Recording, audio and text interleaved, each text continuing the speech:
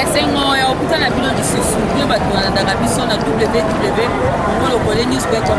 Congolocole lelo eza na commune na bango précisement na avenue Kambamba wapi oyo tozoke komona ndeko mobali azoteka baproduit ya beauté donc babiloko ya maquillage batile barouge à lèvres bacrayon azoteka ngo tolanda ambiance ya commune na bango.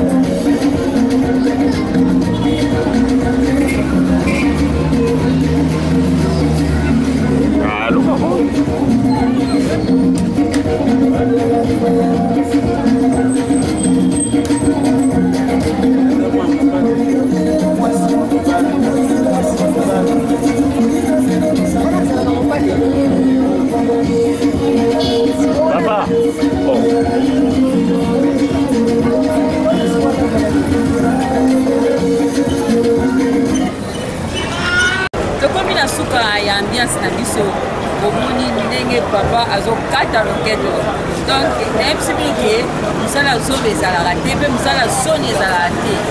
Papa afutelaka ndako aza na mwasi na bana afutelaka ndako azolesa nyonso aotangisa mpe bana okomona ke mosala zobe ezalaka te. Aboyi na ye kuna aboyi na ye azwa mbeli akende kokata bato machete aboyi eloko wana donc papa azosala ambiance na ye donc azoteka ambiance mpe okomoni azoteka azokota mbongo donc azokakuta ata soni te yango nazosenga bandeko papa o baomona ke misala eza te bakreye papa amonaki ke non te eza boye naomona te ke mai na oteka te oloko na oteka te aprefere na ye akende na ngambu ya bamama koteka baproduit ya kote mpe ndenge papa azobina na nsima miansi wana azoteka baproduit ya makia donc mosala zoba ezalaka te donc po kokreye papa akreye. Merci na mama kidi bisengo ye moto azoba image oyo. Merci na Patrick Nsala ye nde moto ya monte yango ekutani na mbala nsima na reportage mosusu.